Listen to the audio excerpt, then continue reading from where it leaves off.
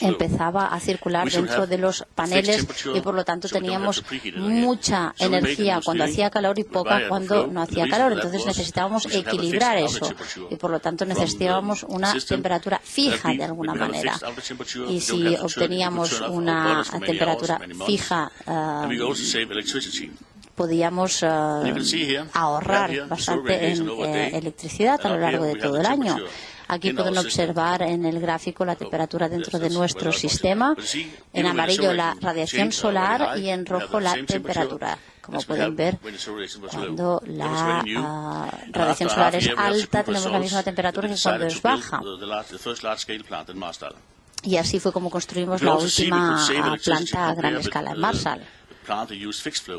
Aquí pueden compararlo con una planta que utiliza un flujo fijo. Aquí teníamos una planta de unos 3.000 metros cuadrados que utilizaba de 16 a 20 kilovatios hora de energía. En la nueva planta solo utilizamos 2.3 kilovatios comparado con los 4.4 kilovatios de la planta antigua. Por lo tanto, hemos mejorado considerablemente.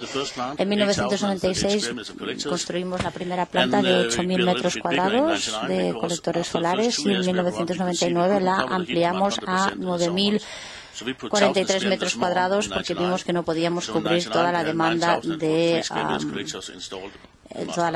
energética. Aquí la pueden ver a la planta. Aquí abajo pueden ver las instalaciones deportivas. En esta zona el colector donde producimos calor para invierno.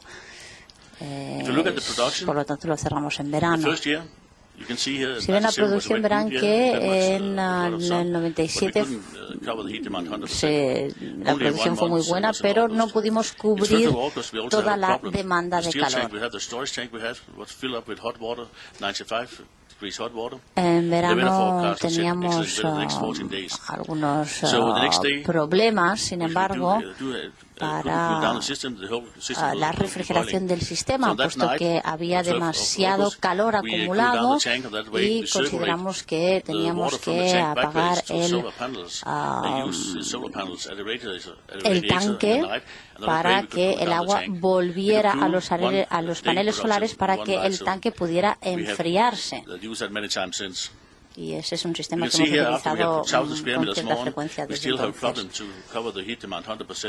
Todavía tenemos problemas para cubrir lo que es la demanda de calor durante los meses de verano al 100%. Operamos esta planta durante 3 años de forma muy fácil. No hay prácticamente mantenimiento que llevar a cabo en estas plantas. Obviamente había que llevar a cabo una inspección de las bombas y limpiar los filtros y los campos solares. También había que revisarlos, pero era relativamente poco. Por lo tanto, los costes de mantenimiento eran bastante bajos. Tan solo 25 céntimos de euro por megavatio de calor producido. Además, también tenemos algunos empleados que nos cuestan muy poco dinero, como por ejemplo las ovejas y las cabras que se ocupan de que la hierba esté cortita alrededor de la planta. Y los costes totales para los primeros 9.000 metros cuadrados fue de 3,16 millones de euros. Los subsidios fueron de 0,67 millones de euros y los costes de producción 37,6 megavatios por hora europeos. Y después de esos 9.000 metros cuadrados de colectores, también nos dimos cuenta de que no podíamos cubrir la demanda calorífica durante los meses de verano al 100% y por lo tanto decidimos que teníamos que ampliar y ampliamos a 18.000 metros cuadrados de placas solares en el 2008.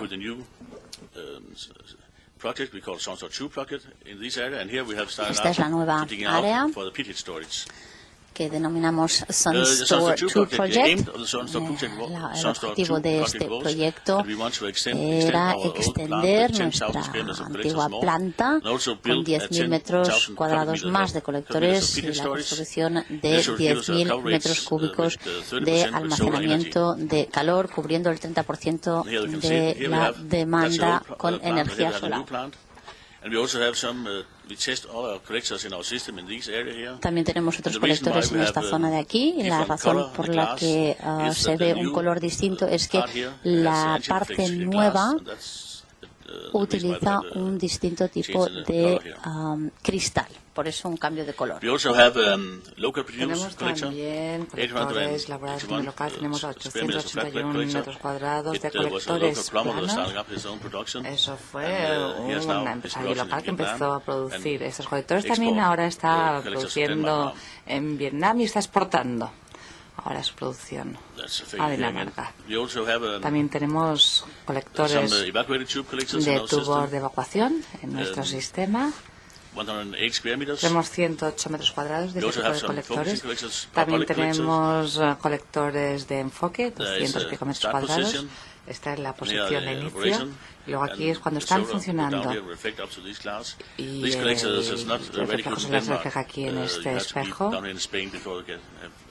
Pero estos no se construyen aquí en España. No funcionan muy bien en Dinamarca. La verdad es que funcionan mejor en España este tipo de colectores. También tenemos módulos de colectores instalados en el tejado, como pueden ver, en este edificio donde tenemos todos los intercambiadores de calor y las bombas. Y aquí es el edificio. Es un edificio subterráneo porque tenemos que tener la bomba y el intercambiador de calor por debajo del almacenamiento, del depósito de almacenamiento de agua caliente, o sea que todo es subterráneo. Aquí tienen todo el trabajo de instalación de las tuberías, aquí vemos cómo llega el tejado, es un colector solar, en este caso es de marca alemana, Wagner es la marca, es un modelo muy corriente. Hemos visto cómo se instalaba y aquí ya instalado, que queda muy bonito. Bien, después de haber tenido casi 9.000 metros cuadrados de colectores más, vemos que ya podemos satisfacer 100% la demanda de calor. Pero también ven como en el 2003, en verano, tuvimos un par de problemillas, en junio sobre todo, luego lo explicaré. Esta es la situación de 2006, tenemos 3 meses de 100% de satisfacción y casi el 100% también en octubre, incluso llegamos casi al 100%. Esta es la situación en el 2007. El 100% pues fue un mes porque fue un verano espantoso en Dinamarca. Junio y julio fueron meses con muy poco sol. Eso fue el año pasado. Casi el 100%. Muy cerca del 100% de esta satisfacción de demanda energética.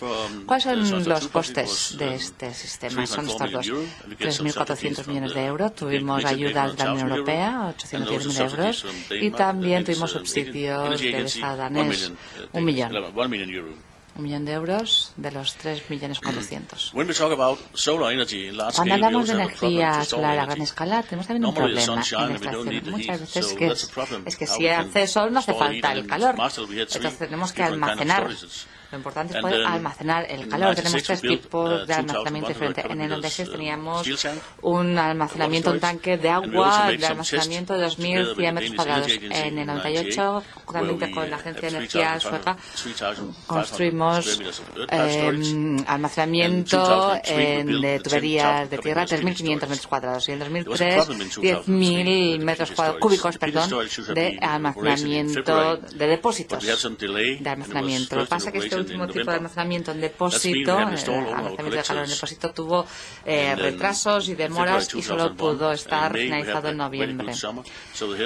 En mayo tuvimos un tiempo excelente, pero teníamos mucho calor almacenado y teníamos que pintar toda la planta para reducir la radiación solar, porque fue un verano sumamente caliente. Tuvimos que reducir la producción solar porque no podíamos almacenar tanto.